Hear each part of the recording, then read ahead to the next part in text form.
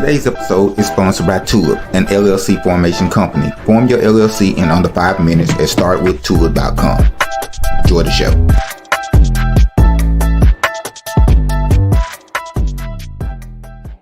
Hi everyone, those who I've seen before, those I haven't. My name is Shaquita, and I really don't know what my task is here today. This is the beginning, my name. This is the origin of me.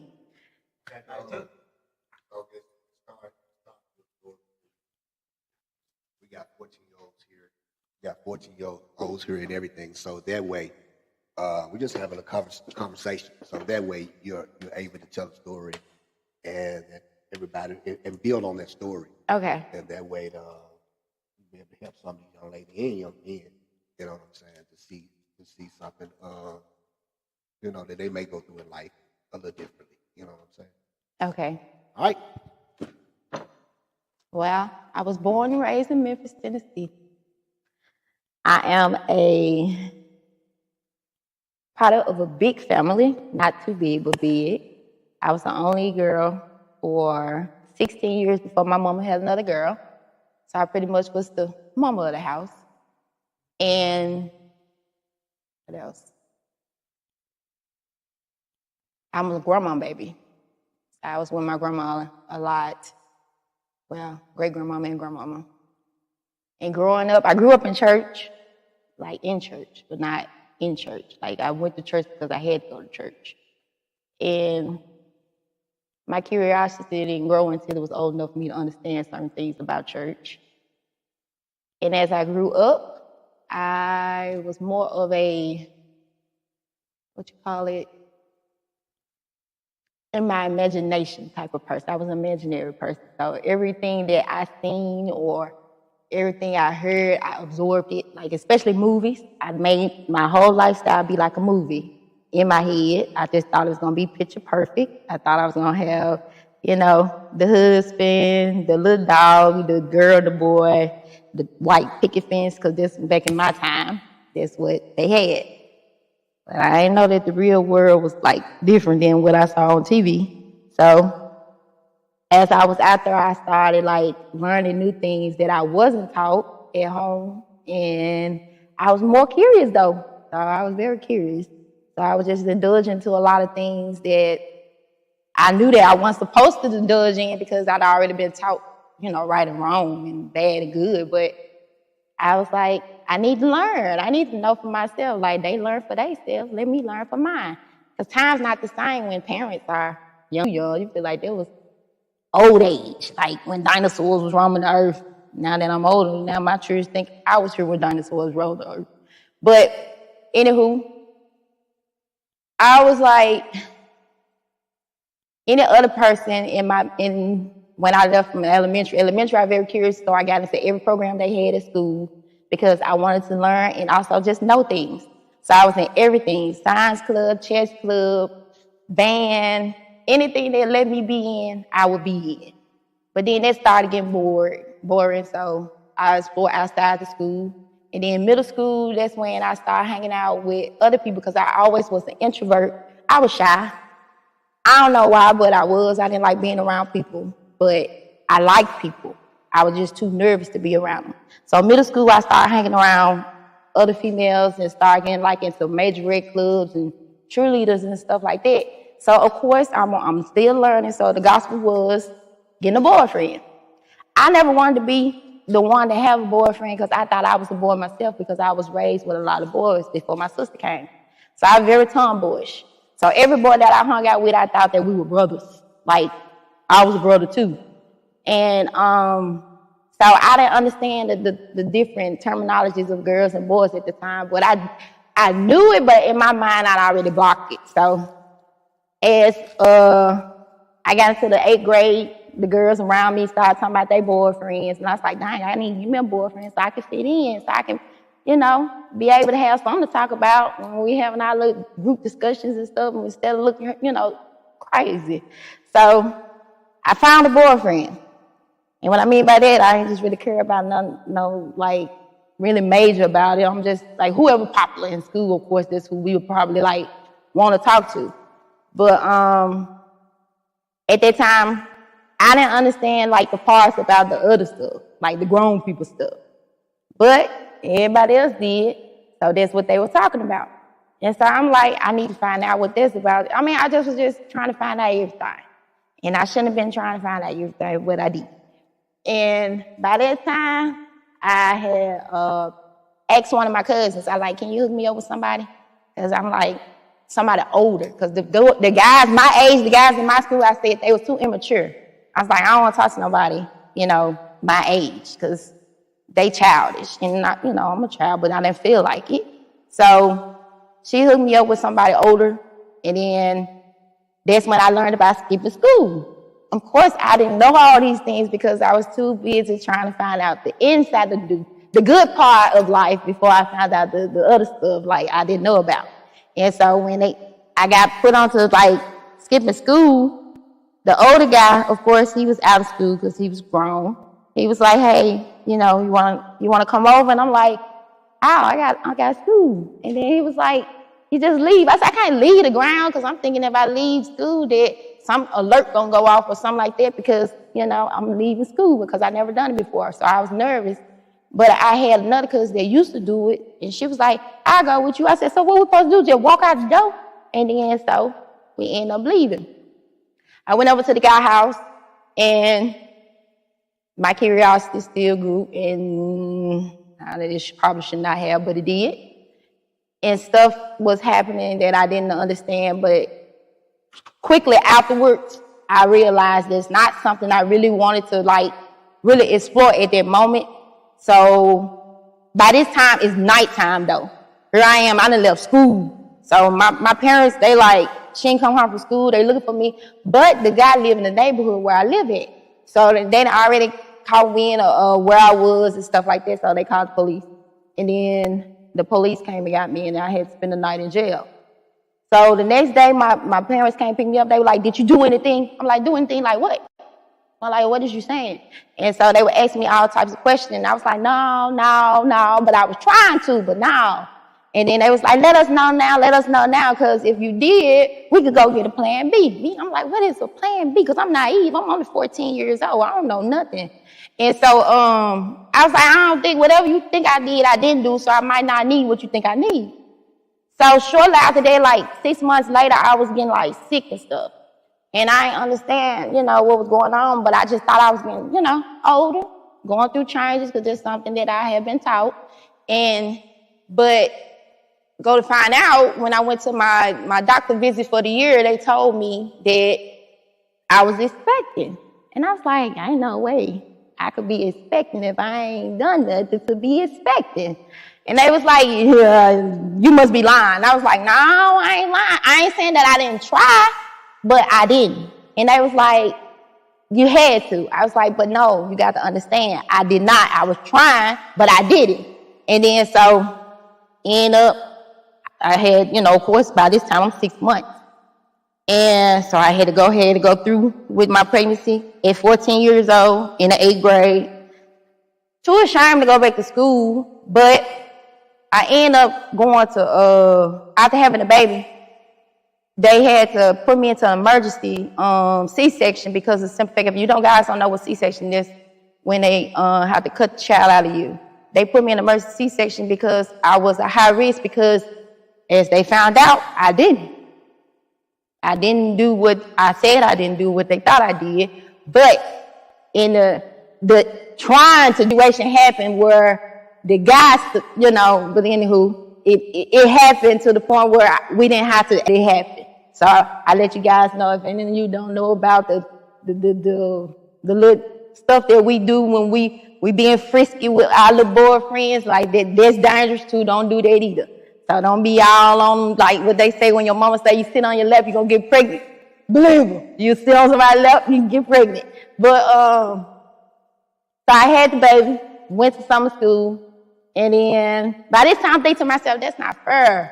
I got a baby, and I ain't get to do the things that people do to have a baby. I was like, so I need to do the things to have, you know, to make myself feel like I'm grown, like now, because now I'm grown, I got a baby.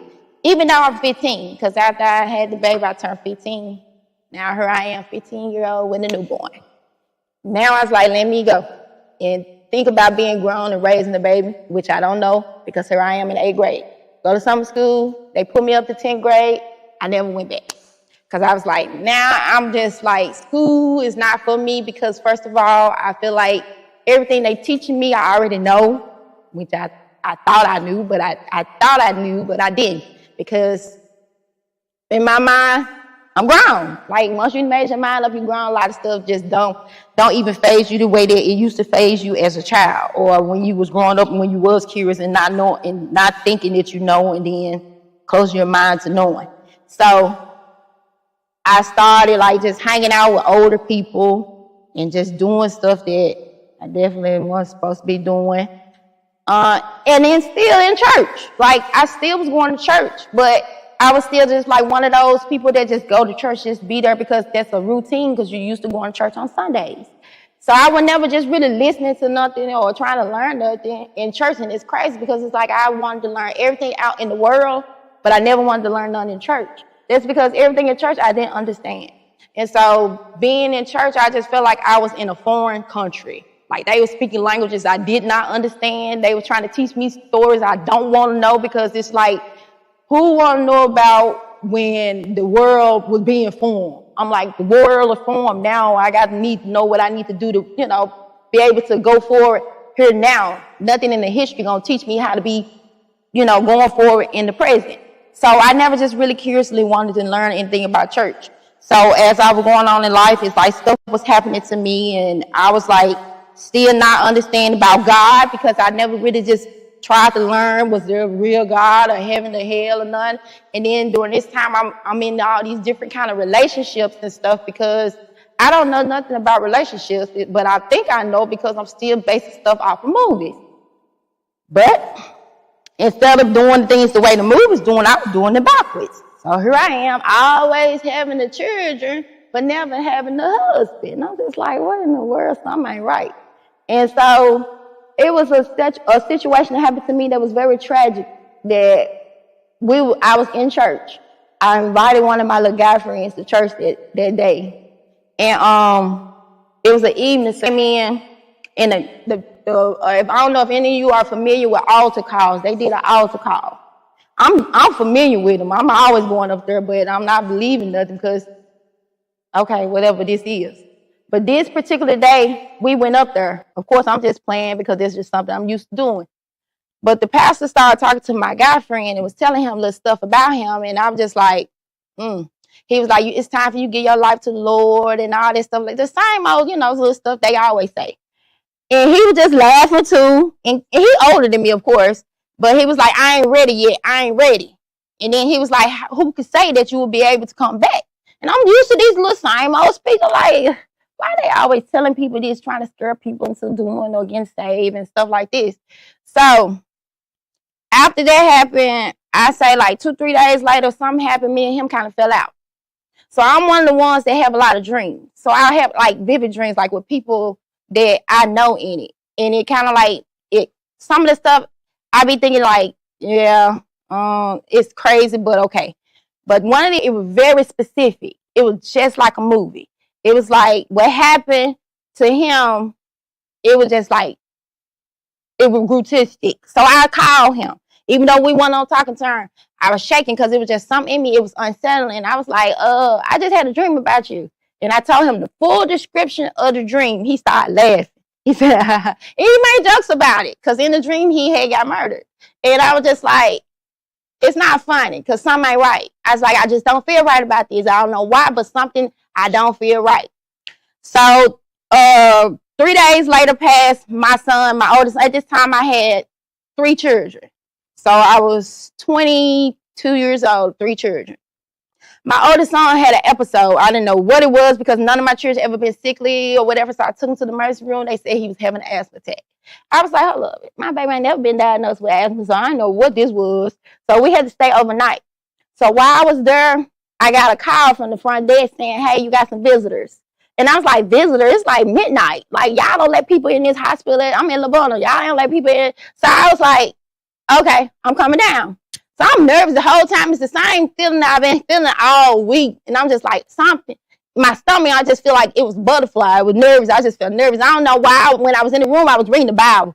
I don't know why. Because I didn't understand the Bible. That was the only book there. And I used to love to read. So I was reading it. And then that's when that call came. And I went downstairs and it was my cousin. Like 2 of my closest cousins. And they were crying. And so the first thing I'm thinking, like, somebody in my family that died. I'm like, was it mama? Was it grandmama? Like, who died? And they was like, they said my friend's name. And then I was like, what? They was like, I'm sorry, he didn't make it. I was like, nah, I said, nah, y'all confused. Then I was like, what happened? When they gave me the description of what happened, I almost fell out. Because it was the exact description of the dream that I had that happened to him. And I was like, y'all got to be lying. I was like, y'all lying. And they was like, no, he gone. Like, seriously. So I didn't believe it until I got out and found out for myself. So after then, the next Sunday came. I wasn't going to church. But it was word sent to me to get to church. And so when I got to church, that's when, of course, they were doing an altar call because they was like, that's why they called for me. And they was like, it was my auntie. She was the first lady. She was like, and of course, that probably played a part in the reason why I was like I was with church too, because the church people that was in the church was my family. So I see how they was living in church, and I saw how they were living outside the church. So I'd be like, what's the point? So I was kind of confused, but then I just didn't want to deal with it. But anywho, she called me up and she told me, she was like, what you thinking about doing or what's about to happen to you, you better not do it. And I'm like, what is this woman talking about? She said, I'm just telling you, do not do it. And I was like, do what? So after I left there, went to my doctor's appointment next day, I found out I was pregnant. I'm like, oh my goodness. This is the 4th child. I'm 22. I ain't finna have this, baby. And then when I said that, the first thing I thought about was, don't do it. I was like, is she talking about this? I was like, no, she can't be talking about these. Because I'm finna, I ain't having this baby. Because I got 3 children, 22. Where my life at? So, and at this time, I was going to school to get my GED. And I was like, I'm just now finna get my life back on track. I can't be like, I don't need the distractions. I don't need this in my life. So after I had left from the doctor and stuff, I already called the people to, set an appointment because I want finna have this baby. And so I let the daddy know. I was like, yeah, you might as well get the payment ready because I'm not finna have this baby. And so he was all in agreement too. He's like, I don't need no other baby either because of course, he was older and he had other children.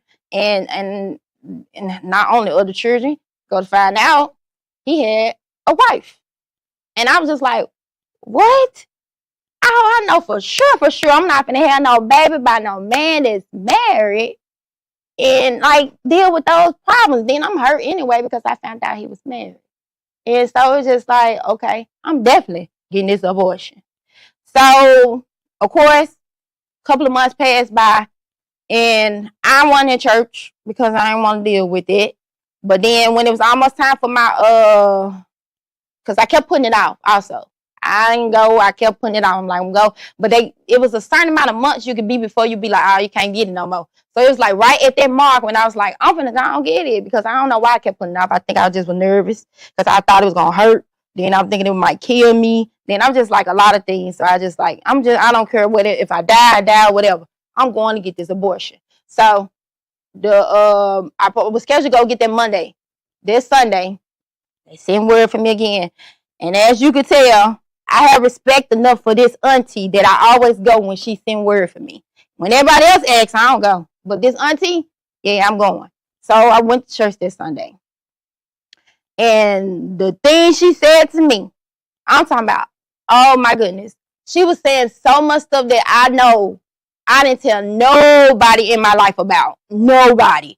And so I was just sitting up there crying and stuff like that. And so she was like, it's time to give your life to the Lord and you need to stop running. And this, she was just saying about the baby and stuff and what their purpose is and that the God don't make no mistakes. And So that's when I really just started like really opening my heart and my ears up to just, God, and just, listening, because it was too like, I was like, how everything is like right on. Like, how y'all know these things? Like, y'all ain't following me around, is it? Or y'all ain't got nobody watching y'all. Y'all ain't got no cameras on me. So I'm just like, I just started opening my mind up, being more curious towards God after that situation. So when it was time for me to go the next day to get my thing, the guy called. He was like, "You ready?" I'm like, "Nah, I ain't gonna go." And then he was like, "You sure?" I'm like, "Yeah, I'm sure." And then he was like, "Okay, then. Well, I'm just letting you know I'm gonna be here. I'm gonna take care of my child and all this stuff like that." I said, "Cool." But of course, it didn't pan out. And then it was a long while after that before I just like really just, I don't know, settle down, I could say. And then during that time, that's when I was in church and I was starting to listen. And I was like, getting my life back on track. And then I had like a lot of guy friends in my life and stuff like that. But then I was like, I knew of temptation then, but at the same time, I didn't know the effects of temptation. So it's just like me, I'm the one, like, if somebody say, "Hey, the water's hot, don't touch it." And I'm like, maybe it's hot to you, but it might not be too hot for me. So I'm going to still go try to touch it. So it's like, I always had to be the one to try to go find out for myself and make myself a believer. But then in the long run, I always found out what the person told me not to do, why not to do it is the reason why I should not have done it, but I did it. And so the story just continued on, and I get good for a minute, then I fall off. And every time I fell off, it's like that's when I get close to somebody, and I'm thinking, I'm like, oh, I'm so in love. And then I end up pregnant. Then I have a baby, and then I realize I ain't in love. And then I like, it was just a pattern by this time, so I'm just used to it. And it was just like continuing on throughout the years, on and on and on and on. So leading up to now, because I feel like it's just too much to just keep like breaking down out, because it's a lot. I in and out, all the way up to this point. And I say it was just last year when God just really like, you know what? You're gonna either serve me or you're gonna suffer. And I'm just like, I'm tired of suffering. I'm like, and all the suffering is self-inflicted. It's nothing nobody else do to me. It's what I do to myself, because I always do what I want to do. So I cannot blame nobody but myself. So when I'm going to get tired of myself and want to do right. So during these time, of course, I'm in church and they constantly still, like, I'm still going to altar calls. And I'm just like, you know what, Lord, I'm for real. I am ready. And I done said this to him a million billion times. So I don't know why he just keep forgiving me and believing me, but he was, and he still is today. And I'm just like, okay, you done showed yourself to me so many times. Now it's time for me to just really open up and just like start to serve you and do things like you want me to do. And at this time, there's like, what, 9 children later? 7 baby daddies later. And then I was like, he's still through it all been graceful to me. And here I am today.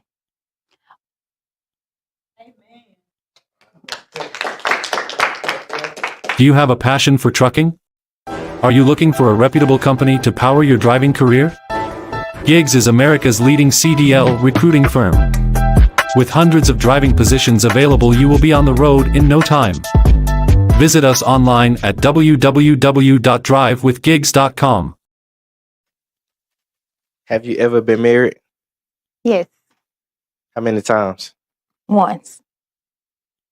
How did it come to an end? Well, we had got advice from a pastor, because they say we should go to marriage and counseling before you get married. And so I'm from a traditional church, of course. So I went to ask questions. I told him that we wanted to get married, and he told me we weren't ready. But at the same time, they were constantly preaching and not constantly teaching us in church that we're not supposed to shack up. but we was living to the pressure of living to stand together and not being married. So we only got married off of those terms because we was living together, even though we had church together. But that ain't what caused us to get married. We got married because of the church, and so it wasn't really one of those loving marriages. So it didn't grow into it either. But it was like more of a friendship. And you know how most people say, "Hey, you marry your best friend." But some people are just friends. And so that was us. And that's us now. We're still friends, but the relationship phase was not for us. So we kept forcing it. So it was so many problems. But once it finally ended, we became cool again. One more. How did you know your fiance was the one? My fiance? Yeah, right now. The new one? Yeah. How did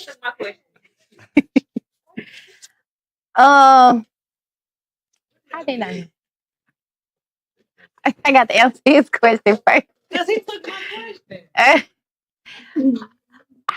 It's more all aspects, not just feeling it, just knowing it. It's just like mentally, emotionally, and spiritually. It's like it's a whole different ball game. It's something I never felt in my 39 years living. So I just like, I don't know what this is, but it's different and I like it. That's what I told him. So we've been going forth since then. So you know he the one. Huh? So you know he the one. Yes. Absolutely.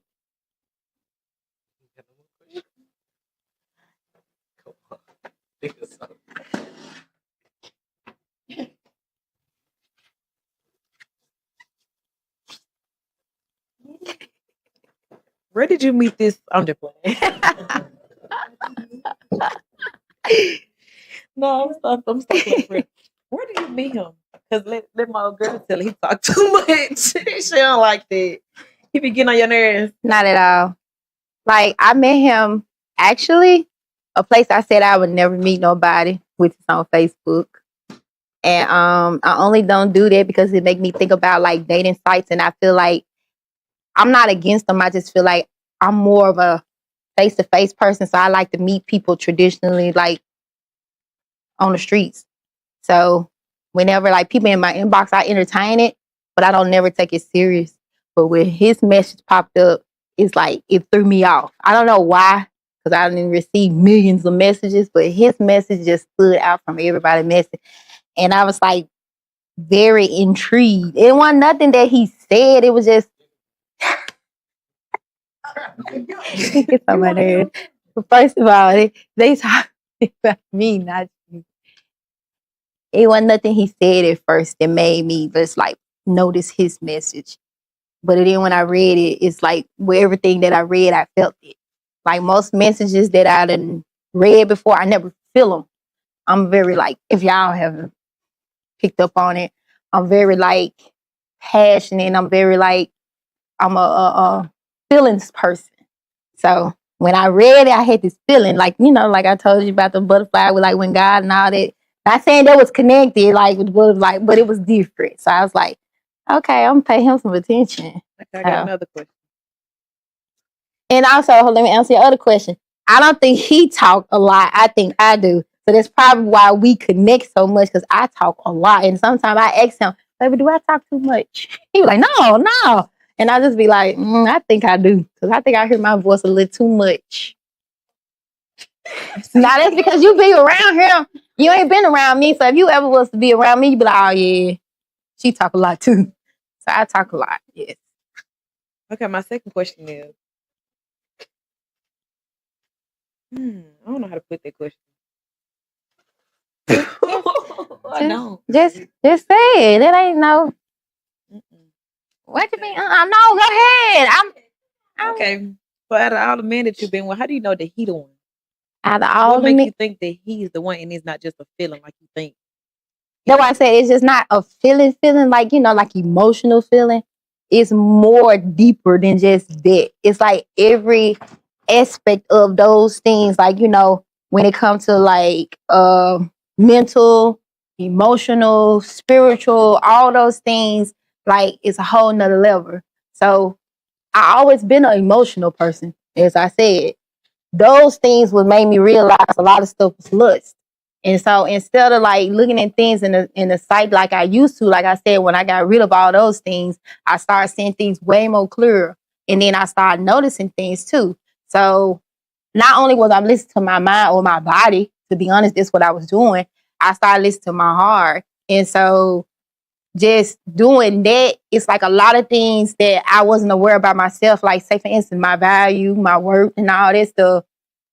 I wasn't paying it much attention because I was too busy giving it to other people. I wasn't paying attention to myself.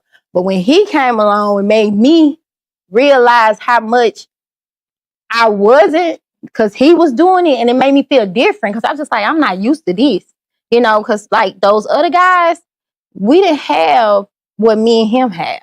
So it's like just even the conversation, even the talking about God is like everything is totally different. And so I was like, to be honest, I had a list when I was younger that I told God. I was like, this is what I want my dream man to be. And them lists, we never get those things ever. Like, we probably get one or two things off of it. But I keep telling him, like, and I told him before that he literally checked off everything that was on that list. And like how most people be like, well, there's no perfect person or perfect, guy or wife or girlfriend or boyfriend or nothing like that. But at the same time, it's like two people can, do things in a order that make things seem perfect and make it seem like it connects, it works together, and that's what we do. Okay, I got one more question. Get to my last question. Oh, you fine. Okay. I think it's like two questions in one. Okay. So my first question is, out of all the stuff you've been through, how did it make you become the person that you is today? And my second question is, anything in your past, do you be still dwelling on it or regret anything? Okay. The first question is, say it again one more time? The first question is, everything that you've been through, how did it make you become the person that you is today? I say it made me become how I am today because of actually going through it. I feel like life is an experience of its own. So like everything that you've been taught, it really don't come into play till you in that moment. Like a lot of stuff you get, you learn stuff at different stages too. Like as a child, you got to learn how to, to learn how to walk, learn how to eat for yourself and stuff like that. So as you grow up, you still have these stages in life. So you have to learn things that you've been taught. Then you have to put it with like the current situation. You'd be like, hold up. Sometimes you have to adjust it. You can't take it just what you know. You have to add more to it. So like as I go through stuff, it kind of like make me understand a lot of things and a lot of people and a lot of stuff more. So as I get to understand it, I can move differently and stuff like that. So now I say that I'm like I am because of life, like just going through everything that I went through, but really going through, like not saying this, and when it really, how some people like you got to fake it to make it. Like, no, I would say what it is. If I'm hurt, I'm hurt.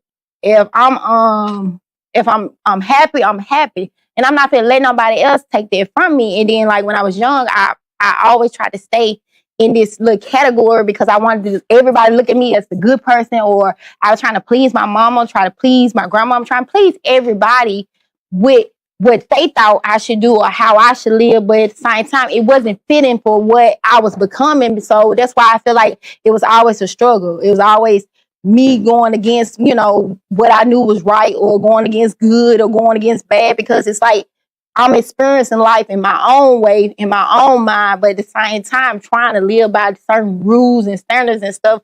And then finding out on down the road that some of that stuff is just like, that ain't on nothing. Like some stuff that you learn in your family, like say for instance, not saying your family is bad, family or nothing, but the way they go about things is how they went about when they was, coming up and stuff. So they teach you how to do it. But then as you come, say for instance, God using you for certain things and stuff, like you were meant to do things different than your family. So therefore, it's a lot of traditions and stuff that you're not able to go by and be comfortable with, because it's just like it's not feeling comfortable with you.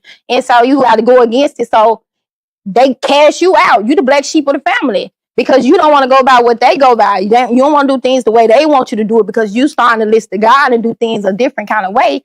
They feel like you being used by the devil. And so I'm just like, okay, now I'm kind of deserted on my own. So I'm finding stuff out on my own. And so I kind of like been going through life like that. And then God had always put me with people that are similar in a way, like be going through something that I'm going through, or it came out of something that I'm going in, or it came out of, like I can connect or, relate to them on a lot of different terms and stuff. And then like I always like hanging out with older people. So I take in a lot of knowledge because I like to learn. Like I like my mind to grow. Like, so I get into a lot of different things for that reason. And so with that, I just feel like with the knowledge that I gain every single day, make me the person that I am, because it's like I can understand in so many different, like through everybody's own perspective or through everybody's own like life and stuff like that, because everything always different. And so I always say whatever I do, I'm gonna move in love. I'm gonna move in like knowing that I'm gonna be a positive, influence or impact on somebody's life, because that's all I wanted growing up. And I know what it could do for somebody. Because when I feel inspired or feel encouraged or feel heard, which he do that to me every single day, that made me feel like I can go out there and just conquer the world. But when you by yourself doing it, it's like it's way more harder. It feel like it's so much pressure on you. It feel like you never know. But then when you got somebody right there to just like help push you along, be like, I know you can do it and all that stuff like that. So I inspire to be that person for others too, because I know how it feels. And you said the second question was, I'm sorry. It's okay. The second question was, what I say? No, is there anything that in your past that you regret or you wish that you could redo? I never, as a child, I always felt like I don't believe in regrets. I know they're real, but I don't believe in it. I feel like whatever you do wholeheartedly. So anything you done, you be like, no, that was a mistake. No, that somebody decided I wanted to do at the time, but I know now there was a bad choice. There was a bad decision, and I'm going to learn from it, and I'm going to grow from it. And as you can see, I'm always trying to learn and grow. So I always had that mindset. And so I don't regret nothing of my past. And then a lot of times people be like, well, what about, you having all them children and not being married, or they all not having the same dad. And I feel like every time that I got pregnant was a time that I should have died. And so every time that God gave me life, that's when I should have been out of here. So I learned something from every last one of my children, regardless of the situations or relations that I was in. My children was the blessing from that. And so I don't regret it, because with them, I have learned, I have grew. We have grew together because I was a teenage mother, 15 years old. So we grew together. So my oldest right now, he's 24, and my youngest is 2. So I'm still learning.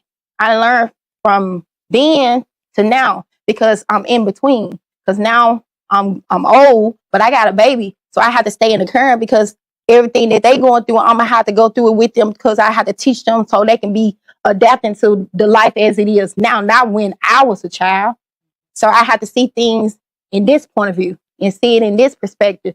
So I don't have regrets, but I do know where I have made some bad decisions, and I know how I can go about it now to teach my children or anybody else how to go about that. If they're listening, I can just tell you, all I can do is just like plant the seed.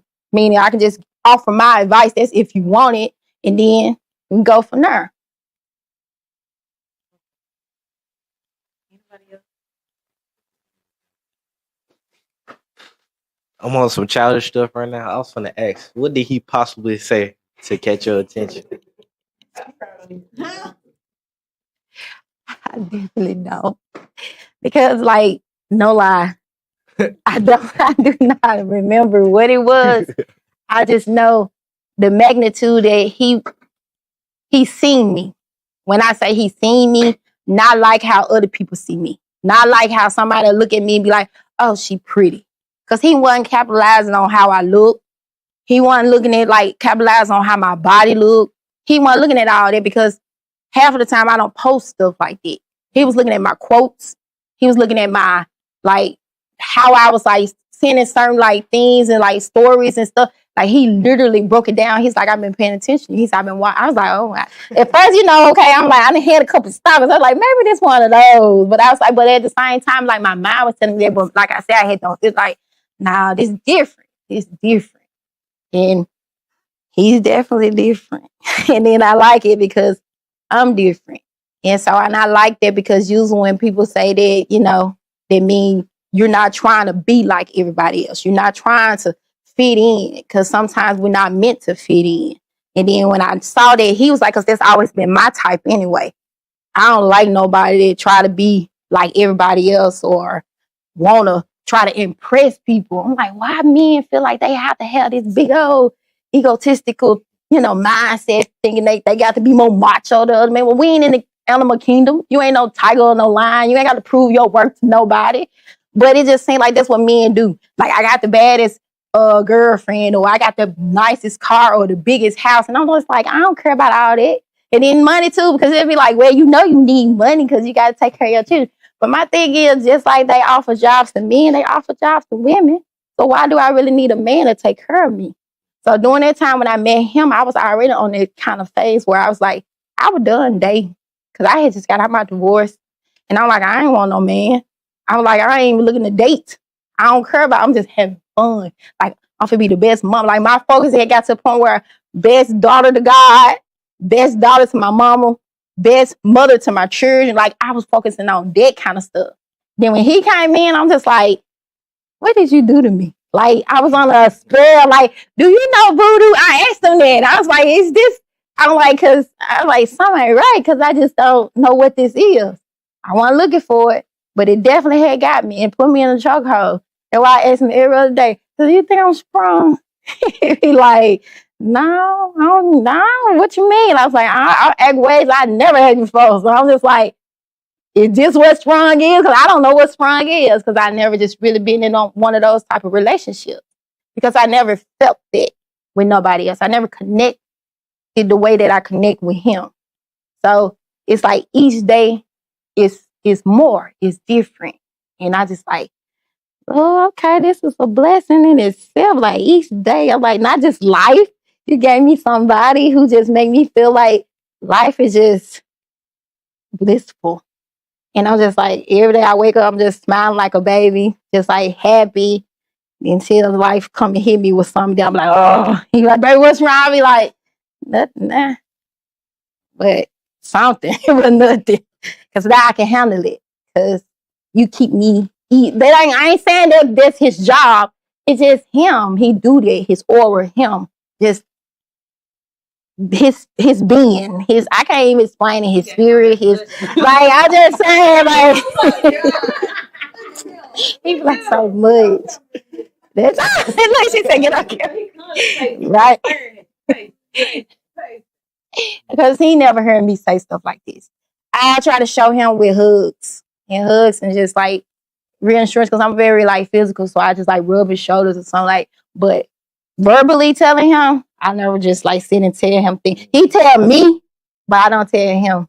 I'm still learning to get to that point because I know he needs to hear it just as much as I do.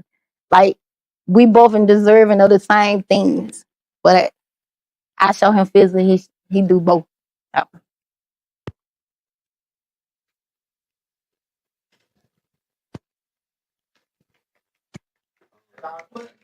We got more. He got one. You want to say?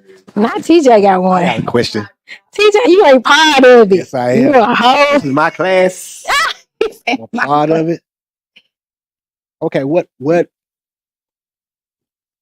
did you not you didn't encourage him verbally or say those things verbally because you wasn't taught, or just something you're not used to, so Definitely. And I explained that to him coming from like the background that I came from. They're more tough, excuse me. My family is a tough love type of family. They don't do like those They don't do hugs. They don't do the random I love yous. They don't do none of that. Everything that I've been taught is just been more hardcore.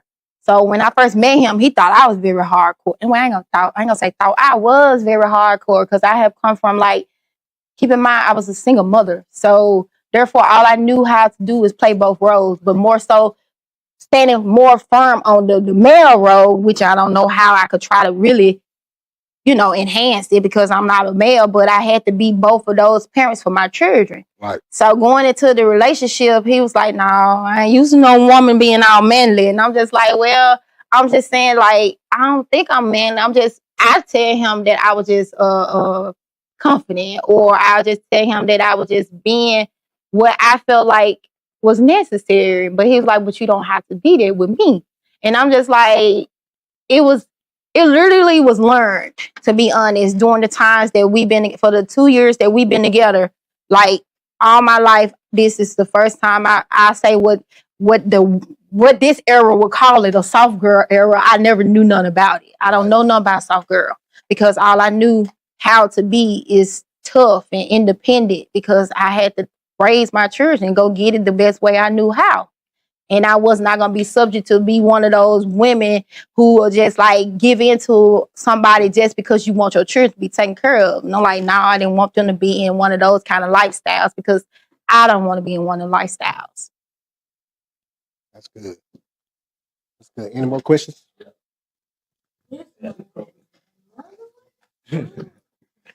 Hot topic. Do you believe in prenups? Prenups? Yeah, I believe in it. I believe in it. I definitely will. Mainly for the reason of what I'm coming into the picture with. Because I don't want no one to ever think that I'm coming in for any gains. The only gain I'm trying to gain is the heart and an eternity for us to live and keep each other inspired the way we've been inspired, but no kind of like other things. He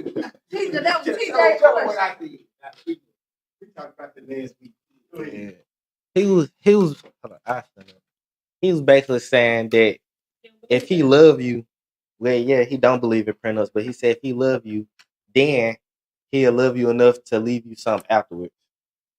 I don't believe in prenups though, so I'm like, huh? I don't care about prenups. Well, we get while we married, we get together, it's both sides.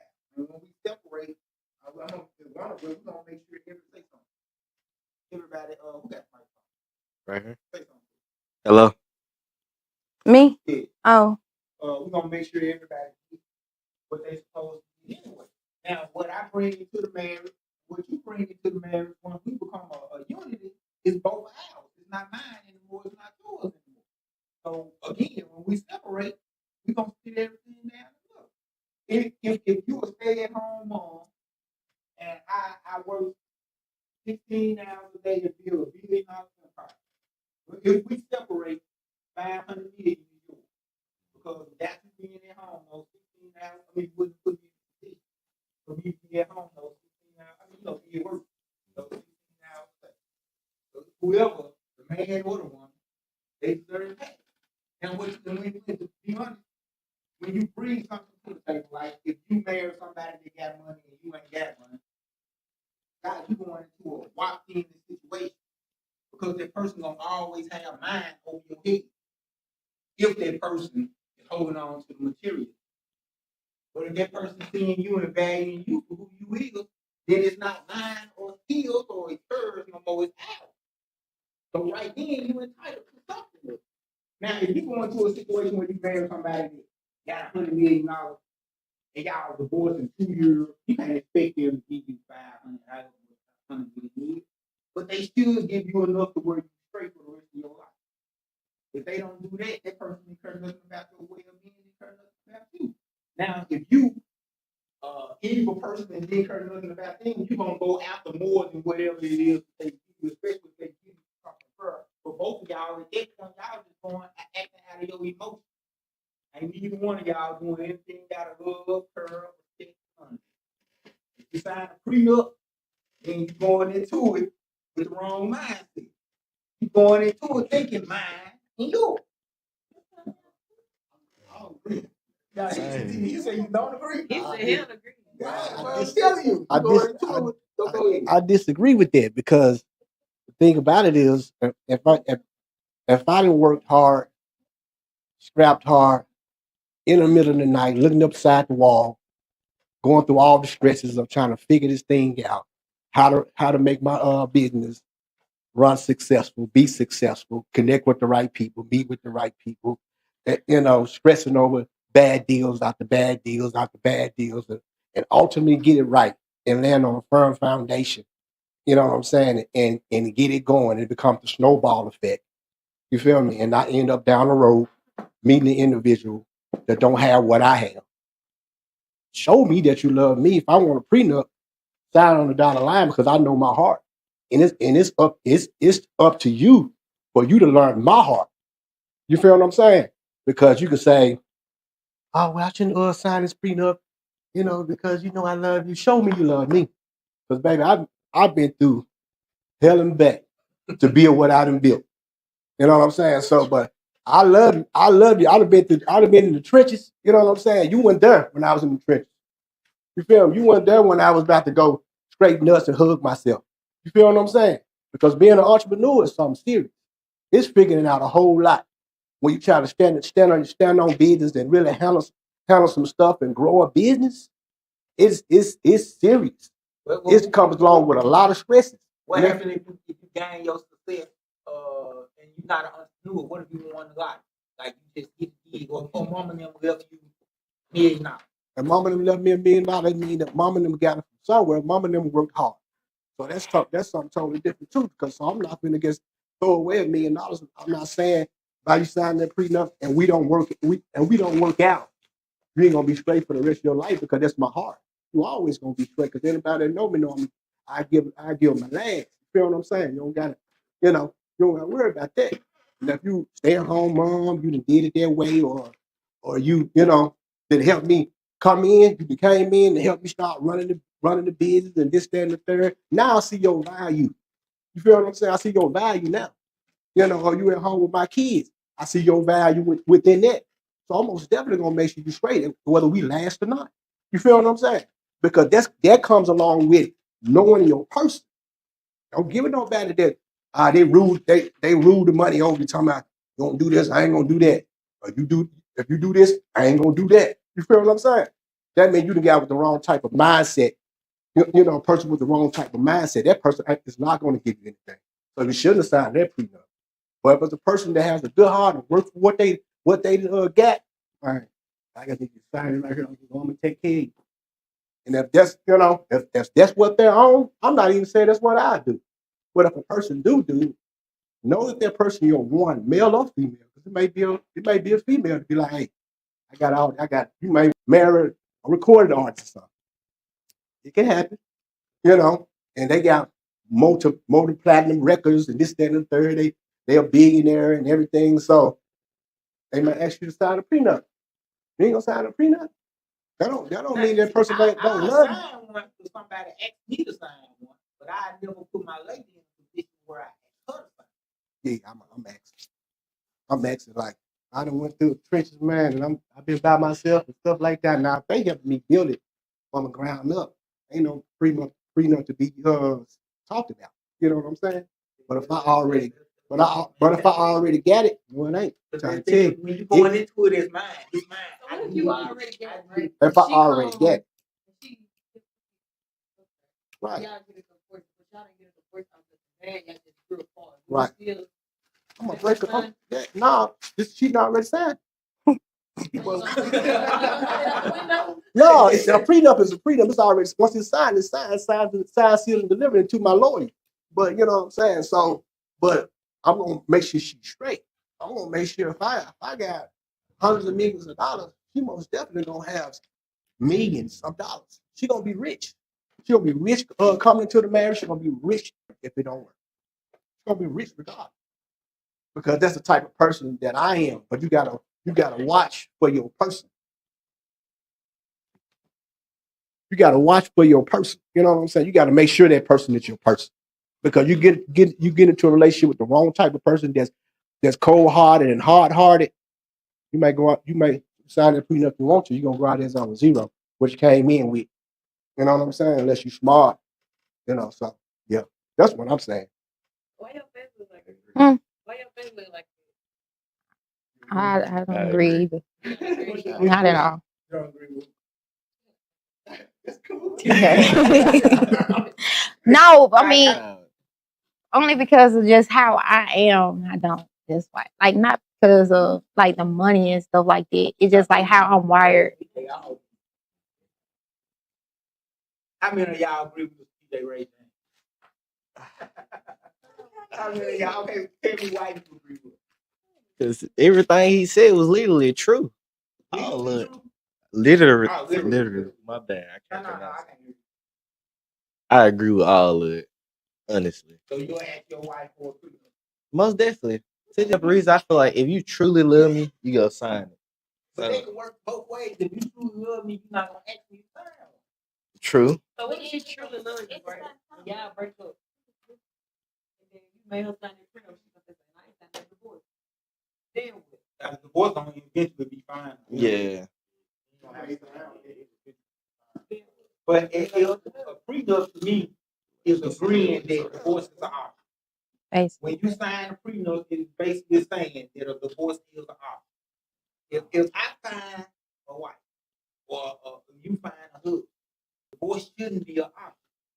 Because if not, you just got a relationship that y'all stood in front of the judge and said, I do. But if marriage and value marriage like you should, then divorce should never come up. It should, once you say your I do, well, it ain't even really about saying your I do. It's really all this just man-made. When you commit yourself to a person and you commit yourself to a person as a wife, then separation should be like this should be a word that is eliminated from your dictionary because it has no meaning, no power, it's not an option. It never happened. There is nothing that we can't go through in life, or nothing that can happen in life where we can't make it through. Get your arm out of the face. That we can't make it through. You know, a prenup is basically saying that y'all got that option to give up. And a prenup is basically saying that I value something in this marriage more than I value you. I look at prenups like doubts.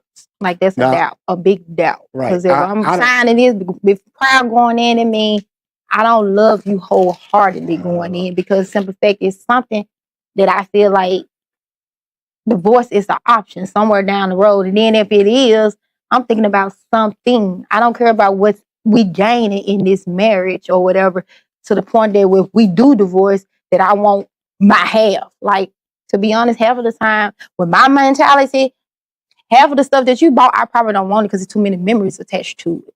Because I'm just like, I don't want to think about this. So boom, I'm one of those. I go discard of it and stuff like that, or I just leave it because I don't like those kind of like strings or those kind of like things upon me when I'm leaving a situation. Yeah, I agree. I agree with that partially about the attachment, the things that you bring in, the things that you may have bought together, or something like that. Because with my ex-wife, I gave her everything because I didn't want anything that reminded me of the past or her, or whatever, things of that nature. But going back to the prenup thing is just, to me, in my sense, in my mind, it's just a thing of, I done worked hard for what I get. You know what I'm saying? They don't mean this. No, this does not mean that you that I love you any less or anything else. But this is mindset. This is my mindset. It's different type of mindsets when it comes down. You got to go to the restaurant. Go ahead. So this is my mentality. It's not. Oh, okay. I just want a prenup. I love you. I love you any less, or I'm thinking about getting a divorce. You know what I'm saying? I'm putting a divorce on us before I even get started. Nah, that ain't my mindset. Because that's why that person got to know me. They got to know my heart. Because each individual is different. Each individual in her is different. So for you to think one way, that's a narrow way to think. That's a narrow way to think. You know what I'm saying? You got to know, like, come back to what I said. You got to know your person. So this person will work hard. What they have, and they have it. And they want you to sign a prenup. You shouldn't have no problem with it. Oh, no, I'm cool with that, baby. You know what I'm saying? Because you know that person. You know that person. You know your person. You mean you're not marrying a stranger. Right. You know this person gonna take care of me regardless. But I respect your hustle, I respect your grind, I respect your company, I respect you enough to be like, babe, I got you. And anything else? Because what we finna do? How can I help your company? How can I help you build? You know what I'm saying? With that type of mentality, and you go build from there. If you come in with a builder's mentality, a help me mentality, ain't nothing that man ain't gonna give you. You're gonna be a multi-millionaire just like that man is, or that woman is. You can't be narrow minded as it relates to a piece of paper. A piece of paper don't determine nothing. Just like a marriage don't determine nothing. It takes two individuals to determine whether or not that thing gonna work or not. You know what I'm saying? Whether that thing gonna be successful or not a piece of paper. So you got to know your person. Can't be narrow minded. As it relates, piece of paper ain't nothing but a piece of paper, unless two people are willing to put the work in. And that's what I mean by the marriage, though. That's why I said about the prenup. Like, you know how you were saying, like, I work hard for my money. It's just like that same mentality. That's why I get what you're saying about your person, too, because it's people out there, like you say, everybody different. Right. It's women out there with the same mentality like that. So you have to give with someone like that. But it's like what you were saying about the mentality is like working hard and stuff. It's the same way I feel about the marriage. Like when the prenup, the paper sitting right here, like you say, this is just a paper. Like, work hard for this marriage to the point where it never have to get to the point where of divorce. Like whenever anything come up where it's starting to fight or anything like that, we talking about counseling. We talking about like there's a bigger fight to not get towards the prenup, to not get towards the divorce than it is to get to that point, right? And so that's like you said, your person, you got to be like-minded, like-hearted, like-spirited, because it's simple fact. If you get with somebody that's like that, that's why I just say you get with somebody who's usually using you anyway, because it's simple fact. But you kind of know that too, because that's why the prenup is on the table, because you be like, yeah, no, I feel like, eventually if I outgrow you or you outgrow me. No, I'm not even thinking about it. I'm not thinking about that even in that term. I'm just thinking about it in terms of where I am now. And you know what I'm saying? What I have built. That's just simply it. I'm talking about it's really no deep. It's really not deep, no deeper than that. Then I'm just thinking in terms of what I built. Right. How hard it was. Right. Baby.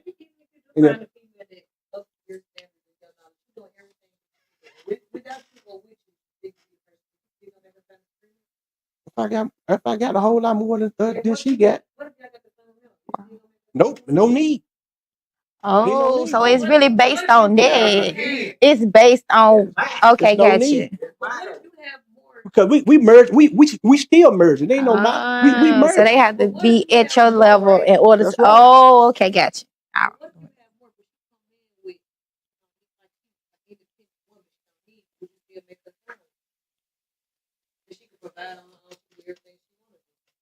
She got a good bag. No problem. I probably wouldn't let her sign one. I probably wouldn't let her, because if she have the same mentality that I have, and it's up there, and it's up there with mine, mentality wise, and she showed me that off of that, because I like this thing, what I like to call mean time in between time, because a person will show you in the meantime, in between time, what they really made of, what's on the inside of them, what's their worth, what's their value. And you can't buy value, either you have it or you don't have it. You know what I'm saying? So if their values come up to the standards, it's ways around what I'm saying, but I have to see it. You know what I'm saying? So if I don't see it, and I know who I am and what I am, I'm a go getter, and I don't want to throw a ball to a person that can't handle my ball. You know what I'm saying? So they got to be able to slam dunk it, pass it to the right person, and everything else, to throw it for the touchdown. Or, you know what I'm saying? Whatever that person that I choose, that person that chooses me. So if your woman is not already equally there with you, say for instance, you potentially see that she could be there, that would like go ahead and drive you to go ahead and marry her and do the prenup because you see potentially she could get there? Or what would make you go ahead and marry someone that's not already on their level? No, I wouldn't marry nobody that's not mentally on the level that where I'm going because I believe it'll bring a weight on me.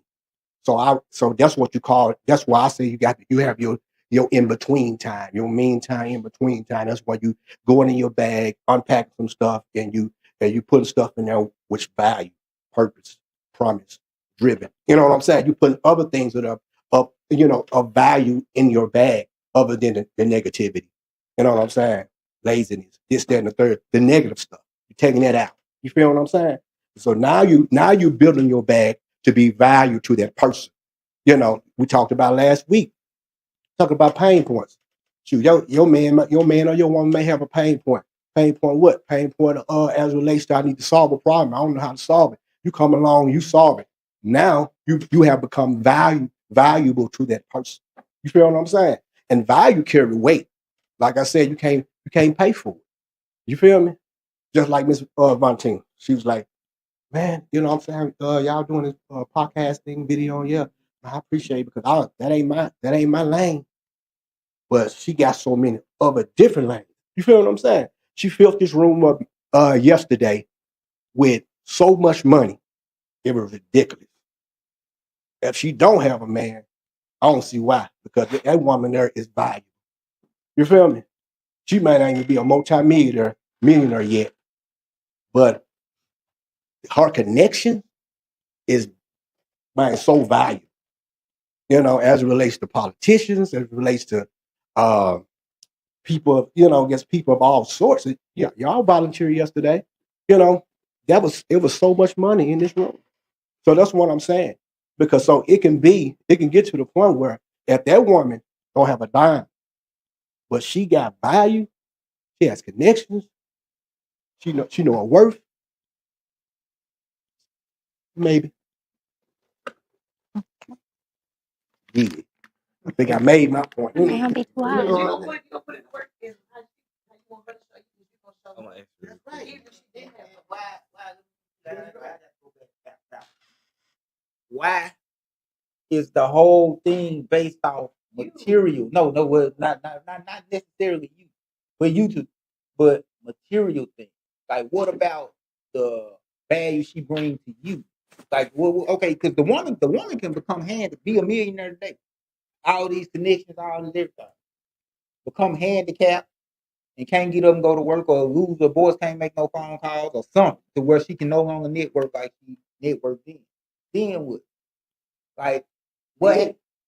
Then I know because what she already showed me. Because if them guys was their way, those guys was their way before me. You feel what I'm saying? I just met this one fashion. She became my mentor.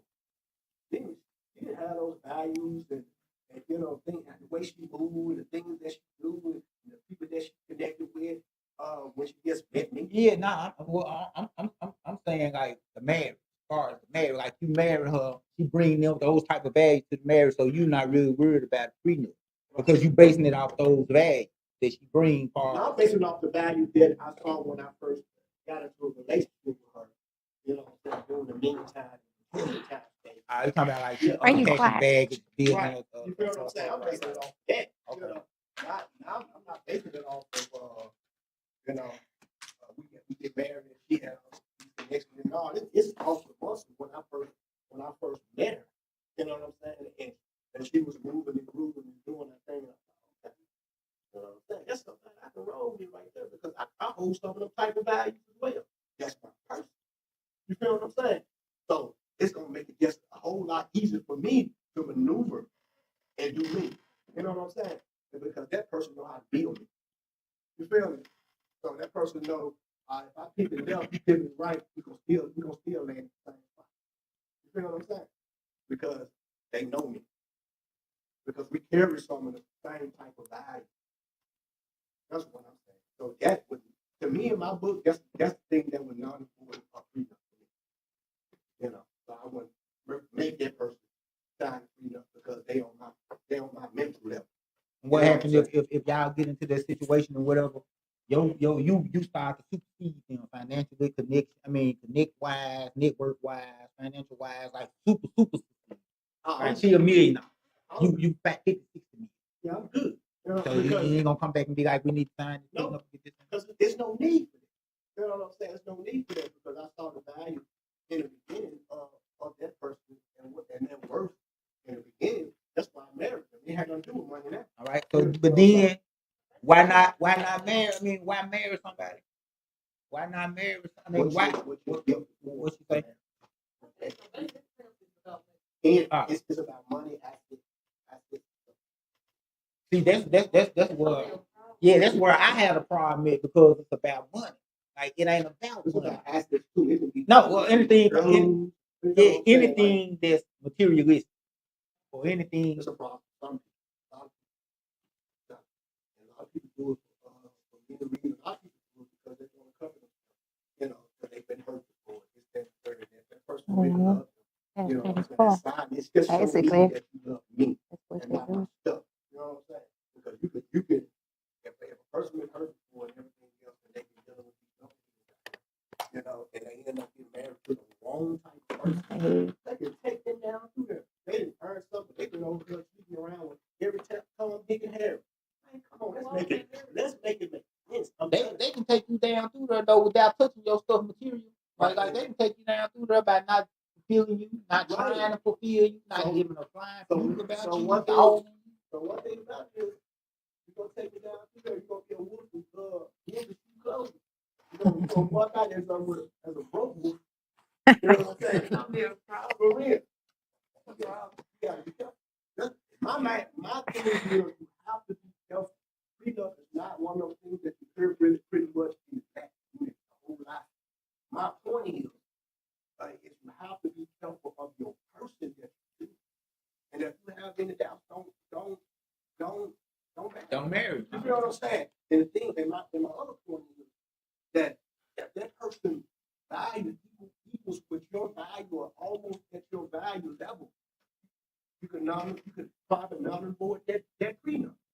You know what I'm saying? But if you got a whole lot going on, a whole lot good going on, just to cover yourself in your lineage, you got better, you got kids. Because it's not just about me. I got a son and a daughter. I think about them all the time. You feel me? Because you want to leave an inheritance to your children. You don't want to end up marrying somebody that's going to dog you. You know what I'm saying? And take away from the inheritance of your children. You feel what I'm saying? So it's all about knowing your person and knowing their value, what they bring to the table. And that relates to all of it. The whole thing, how they make you feel, what they have, how they move, what's their energy level. You know, there's so many other things that go along with, you know, so you just have to know your person. She said just a little bit. I'm against that part. That's fine.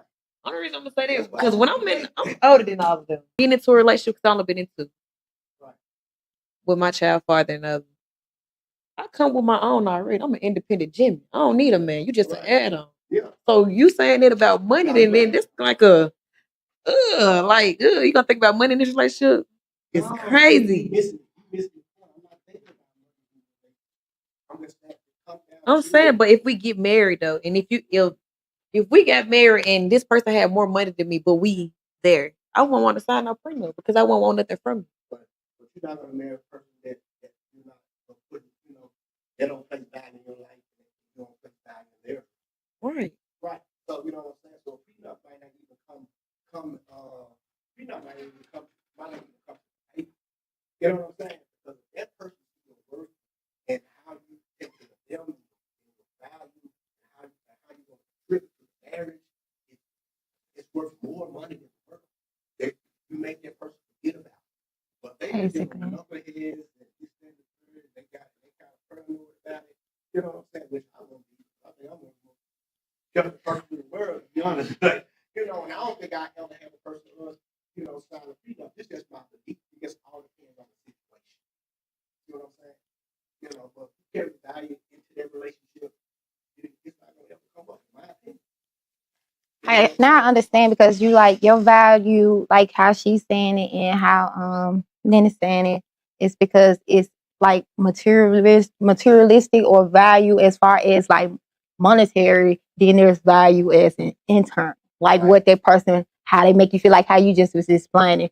So it's like two different values. So people do marry for these values. Like you got to choose which one that you want. Cause I know some women, right? So it's either one, but then it's one, like even cause what's in you gonna come out. So if you value within, you're gonna be resourceful in a marriage regardless, because In a relationship, we're in a relationship, in a situationship, in a whatever. Because what's in you, you know, nobody can take that from you. You can make that money, you can do whatever. But at the same time, but you can have somebody that's like pressuring you to do so. Me like, oh, I have to have 100K, or I have to have make 6 figures on a job or something like that. Because you know, you got people that's what they into. They like it. That's what they want. I got to have somebody because that's who I am. And I feel like if anybody underneath that, like he said, it's a weight. So I can't be up here trying to coach you or help you get to this point when I'm already here. I need you here so we can excel. Now wait till you get here. You coach. And then, okay. So basically, If you gonna be my wife, you my wife. You my wife. I get you being my wife before we get to the altar. You know what I'm saying? Basically. You don't become my wife because hey, you become my wife when we say, hey, we're in a committed relationship. You become my wife. You know what I'm saying? Yes, we got to get to the altar. Right. But I don't start treating you like my wife when we say I do. You know what I'm saying? I already did. So because you sleeping around while we dating or something like that, you know, you still gonna be sleeping around when we get a piece of paper. You ain't gonna cut that off because we got a piece of paper. You know what I'm saying? It's just a piece of paper. Right. You know, but if you're really my wife, I'm cutting ties with everything before we get to the altar because I committed to you. Right. You know what I'm saying? A relationship is about commitment. You know, so if I committed to you, you're my wife, so I'm gonna start doing husband duty. You know what I'm saying? Besides the sex, I'm gonna start doing husband duties, and you know, and that means we already share value. We already share purpose. You feel what I'm saying? We already share dreams and goals, and we moving towards those things together before we even reach the altar because it's time to build. You feel what I'm saying? So Once you realize that's your person. right. Okay. Once I realize that's my person. Okay. More questions? Give it up for them. That was good, y'all.